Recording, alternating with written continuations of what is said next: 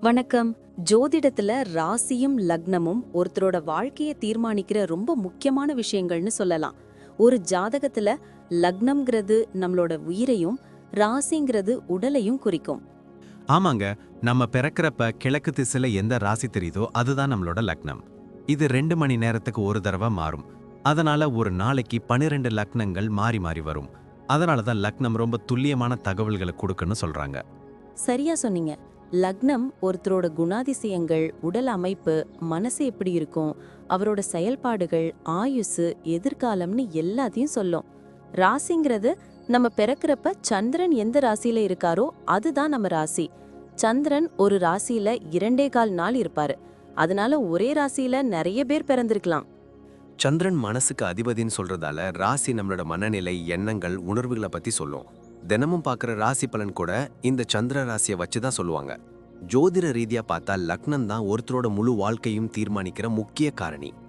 ஆமாங்க, நம்மளோட ஆளுமை, சிந்தனை, செய்யற வேலைகள், அதிர்ஷ்டம்னு எல்லாத்துலயும் லக்னம் தான் முக்கிய பங்கு வகிக்கும். ராசி அதுக்கு துணையா செயல்படும். ஒருத்தருக்கு லக்னமும் ராசியும் ரெண்டும் நல்லா இருந்தா அவரோட வாழ்க்கை நல்ல முன்னேற்றமா இருக்கும். மேலும் லக்னம் மற்றும் ராசிக்கு அதிபதியான கிரகங்கள் ஜாதகத்துல எப்படி இருக்குங்கிறதையும் பார்க்கணும். ஒரு கிரகம் லக்னப்படி கெடுதல் பண்ற மாதிரி இருந்தாலும் ராசிப்படி அதே கிரகம் நல்ல பலன்களை கொடுத்தா அந்த கெடுதல் குறைஞ்சு நல்லதாவே மாற வாய்ப்பு இருக்கு.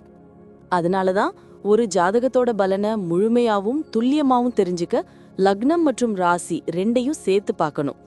இப்போ நாம ஒவ்வொரு ராசி மற்றும் லக்னக்காரர்களோட தனித்தன்மைகள், அவங்க வாழ்க்கையில நடக்கிற முக்கியமான விஷயங்களை பத்தி விரிவா பார்க்க போறோம். இந்த பதிவை முழுசா பார்க்கறதுக்கு முன்னாடி நீங்க இன்னும் நம்ம சேனலை சப்ஸ்கிரைப் பண்ணலன்னா இப்பவே சப்ஸ்கிரைப் பண்ணிக்கோங்க. பக்கத்துல இருக்கிற பெல் பட்டனையும் கிளிக் பண்ணி வைங்க. அப்போதான் நம்ம போடுற ஒவ்வொரு புது பதிவும் உங்களுக்கு உடனே தெரியும். சரி வாங்க, இனி வீடியோக்குள்ள போகலாம். மச்சான், உன் ஜாதகத்தை நேத்து ரொம்ப டீப்பா அனலைஸ் பண்ணேன். கும்ப லக்கணம், கன்னி ராசி. இது கொஞ்சம் வித்தியாசமான ஆழமான காம்பினேஷன்டா. ஆழமான காம்பினேஷனா? என்னடா புரியாத பாஷையில பேசுற? ஏதாவது பிரச்சனையா? பிரச்சனை இல்லப்பா. கும்பம்னா சனி, கன்னினா புதன். இவங்க 2 பேரும் நண்பர்கள். ஆனா உன் லக்னத்துக்கு 8ஆம் இடத்துல ராசி மறைஞ்சிருக்கு. அதனால நீ வெளியே பார்க்க ரொம்ப அமைதியா சாதுவா தெரிவ. ஆனா உன் மண்டைக்குள்ள எப்பவும் 1000 விஷயம் ஓடிக்கிட்டே இருக்கும். ஒரு விஷயத்தை சும்மா பார்க்க மாட்ட, அதோட ஆழம் வரைக்கும் போய் ஆராய்ச்சி பண்ணுவ. அட ஆமாடா, வெளியே நான் சும்மா இருந்தாலும் உள்ளுக்குள்ள எப்பவும் ஃபியூச்சர் பத்தி யோசிச்சுக்கிட்டே தான் இருப்பேன். எதுவா இருந்தாலும் பிளான் பண்ணாம இறங்கவே மாட்டேன். அதுதான் உன் பலம். நாளைக்கு என்ன நடக்கும்னு யோசிச்சு தான் ஒவ்வொரு அடியும் எடுத்து வைப்ப. ஆனா ஃபேமிலி விஷயம்னு வரும்போது நீ எவ்வளோ செஞ்சாலும் பெரிய அங்கீகாரம் கிடைக்காது. மனசுல எப்பவும் ஒரு இனம் புரியாத பயம் இருக்கும். கரெக்டாக சொன்னடா. வீட்டில் எவ்வளோ செஞ்சாலும் பேர் கிடைக்கல. அப்புறம் என் பேச்சு உன் பேச்சு ரொம்ப சாஃப்டா இருக்கும். கும்ப லக்னத்துக்கு 2ஆம் வீடு மீனம்ங்கிறதால யாரையும் காயப்படுத்த மாட்டேன். ஆனா சில சமயம் நீ என்ன சொல்ல வரேன்னு மற்றவங்களுக்கு புரியாது.